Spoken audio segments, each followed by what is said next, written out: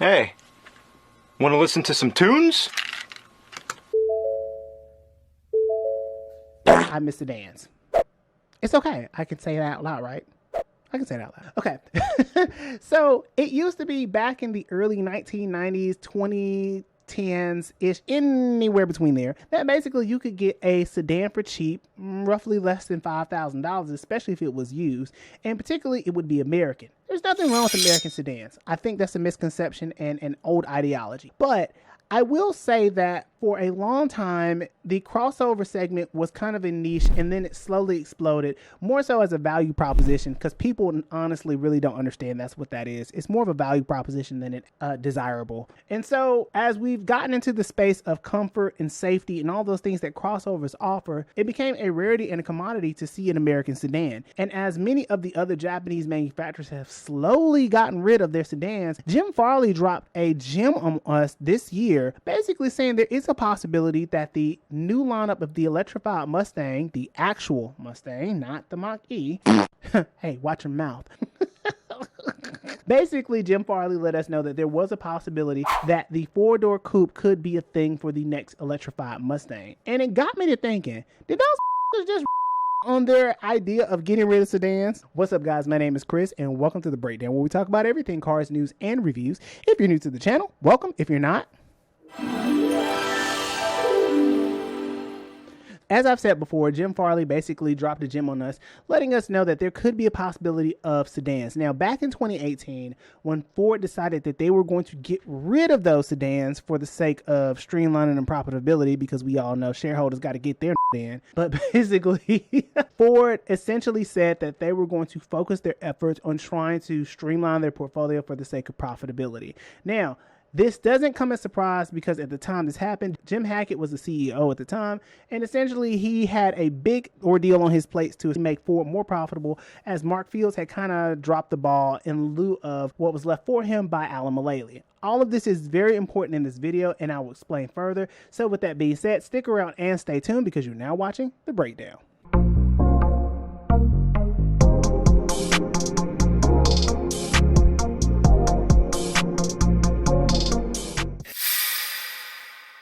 Okay, I'm not gonna hold y'all.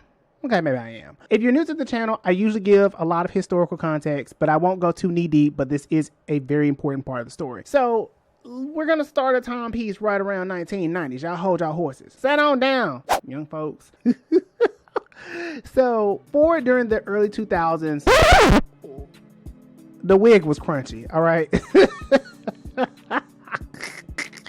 Ford's wig was real crunchy back in the 90s. I cannot explain to you what that means, but you know what I mean. And the Americans were struggling, particularly because sedans, especially for the 90s, is a renaissance period for the Japanese makers with the Camry, the Altima, the Maxima, the Accord, the Civic, the Corolla, all of their different, and the Sentra, I can't forget about the Sentra, all of their different models were whooping the Americans' ass. And so part of this is because the Americans, we all know back in 73, just could not figure it out, and they had been behind the 8 ball ever since. So roughly around 2005, 2006, there in comes this very special guy named Alan Mulally. Alan Mulally is a former CEO of Ford, but almost heralded as the man who truly changed the trajectory forward, because quiet as it's kept, Ford was on its way down. They were down bad. And so 2006, Alan Mulally comes in and he is charged with the responsibility of changing Ford. And so instead of shying away from the challenge, he embraced the challenge and brought us some really good gems. Now during this time, the Accord, the Civic, the Camry, the Corolla, the Sentra, and the Altima were all a part of the standard go-to for the mass market in sedans. The only thing that I can truly think of that was really somewhat competitive in the American staple was pretty much the General Motors lineup, because Ford really didn't have anything. And Chrysler would come out with the Chrysler 300 and the Sebring at the time, but the Sebring nobody really wanted. Sebring, Do you know anybody that drove a Sebring? Exactly. So Ford really didn't have much. The only thing that they really had at the time was the Ford Escort, which they had basically gotten rid of not too far ago, as well as the Ford Taurus. Now, the Ford Taurus was considered to be their biggest sedan, along with the Mercury Sable, and there also was the Crown Vic and the Grand Marquis and the Lincoln Town Car, but we all know those all basically look like old people cars. And so Alan Mulally made it a point, coming from Boeing, to change the name of Ford and pretty much give them the revitalization that they needed.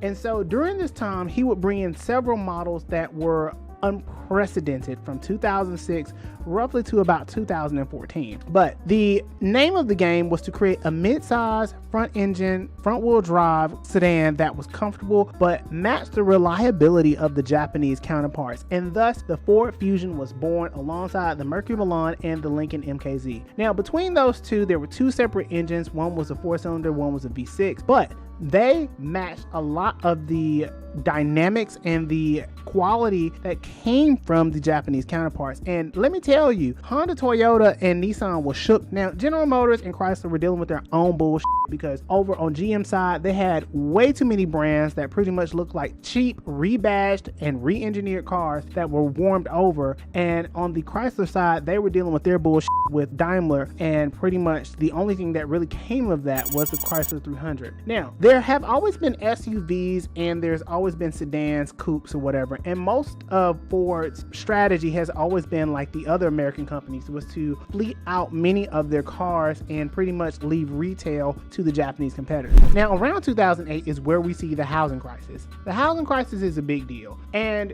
it is a misconception to believe that the housing crisis did not impact the automobile market. The automotive companies needed bailout because they weren't selling cars, particularly because there was a huge credit freeze for many lenders, and it prevented a lot of dealers and lenders from accessing credit to be able to push loans onto retail customers. As a result of that credit freeze, that is how we got the need for a bailout. In the time, Alan Mulally had already done the work between the Freestyle, the 500, the Taurus X, which, by the way, you guys, if you didn't know, the Taurus he actually had to fight for because Ford was ready to cut it loose, babe. They was ready to take it out. Because Alan Mulally had done the work, he had already been on the curve and turned Ford into a hemorrhaging, sinking ship into a profitable superstar. Unlike the other two at the time, General Motors and Chrysler, which Chrysler truly got the short end of the stick because they had just been through 2 divorces, baby. They was a single mother with a cigarette. Chrysler was struggling. And so because of that, Ford didn't really need the bailout money, but the other two did. And there were some subsequent actions that were necessary for those bailouts to be repaid, but that's a whole different story. Between 2008 and 2014, Ford is up. Ford is really showing that they've got everything that it takes to make a very profitable company. And more importantly, Ford figured out the formula: make better cars. The Fusion had its exceptions, the Focus had its exceptions, the Taurus had its exceptions, Crown Vic was still being used as police interceptors. So it's very clear that despite these cars having their minor nuances, they were quality built. It is not unsurprising to see a Ford Focus or a Ford Fusion, even a Ford Edge, to have roughly about 300,000 miles. But shortly thereafter, roughly around 2014, we begin to see a shift. And the shift comes in as Ford has sold off Jaguar, Land Rover, they sold off Mazda, Volvo. They pretty much given back everybody their keys. And Chrysler, oh baby, I just wanted them to do so much better. Chrysler was doing okay with FCA, but I had just did a video about that, so you guys feel free to check that out. But Chrysler was really working to get themselves together. But overall, there was still an offering for sedans, which is the bigger point. So Ford, at one point or another, after changing hands from Alan Mulally to Mark Fields, it got questionable. And I don't want to say that it was because of the corporate culture, but during Mark Fields' tenure of roughly 3 years, it was real sketch. And we began to see a slight decrease in not just the quality of Ford, but just a slight decrease in the popular demand of sedans, as at that time, crossovers and SUVs were really taking off. Some of the most popular SUVs for Ford being the Escape, the Edge, Explorer, and so many other trucks, especially the Ford F-150, which doesn't even need to be talked about. Ford began to question whether or not the profitability was going to be worth it to continue into sedans. Now, back to Mark Fields. Mark Fields is a controversial figure apparently, and I could be saying this in wrong context, but Mark Fields is one of those guys that pretty much got promoted and really didn't have a clue on how to make Ford more profitable than it was. And there was a lot of pressure on him to keep the trajectory of Alan Mulally going, because Alan Mulally is one of those people that just comes in once in the car's lifetime. And so with some mild controversy, he tried to basically get rid of the president before the president got rid of him, and essentially he was fired within 2017. Now, here's where it gets interesting. So 2018 is when Jim Hackett takes over in Mark Fields' place, and he is under a lot of pressure. The Ford Fusion and the Ford Focus were doing okay. The Ford Focus pretty much is its own problem in a sense. Ford Focus, Ford Fiesta, because of the dry clutch scenario, so there was a huge class action lawsuit behind that. But the Ford Fusion was doing okay, but that was really the extent of the sedans, which Ford had pretty much lost its bets in the Taurus, as the Taurus was really waning in popularity, but that was most large sedans at the time because most people couldn't justify the price tag. In a way to try to please shareholders, Jim Hackett decided, we gonna get rid of sedans. And by 2018, Ford had announced that they would be removing all cars with the exception of the Mustang and pretty much making everything SUVs and crossovers. But 2018, when they made this announcement, low-key shook the world. For the first time ever, Ford had gone back to saying, F you and those sedans. And essentially decided that they were going to make their way back into SUVs and crossovers because that was profitable. And within 2 years, Ford saw a huge significant growth in profitability, and the share price also increased. Now, there would be Jim Farley who would take over by 2020, and so there came a point or another that Ford began to really kind of test the waters in some other things. So during this time of 2020 to 2024, Ford has seen quite a few questionable things. The biggest problem is that Ford essentially got rid of an opportunity that was left to be taken over by the Japanese competitors. During this time, Jim Farley alluded to potentially bringing it back. So the reason why is that because although they see that they lost almost $2 billion in sedans, the idea is that the opportunity for electrification is a really good way for Ford to re-enter back into the market. And it was brought up that it would be a possibility back in 2020 that if Ford could really align themselves and get their quality right, that they would consider going back into sedans. Now, fast forwarding to today, it calls into question, did they just backtrack on sedans? The answer is yes, and the answer is also no. So while he, being Jim Farley, has alluded to the possibility of bringing back the four-door coupe and the Mustang, there calls into question a few things. The first question is what's more important? Is it the profitability of the company, or is it the demand of the consumers? And part of the reason why Ford got rid of them in the first place is because many consumers were just not simply interested in sedans, not so much as that they didn't want them, as much as they didn't see the value proposition,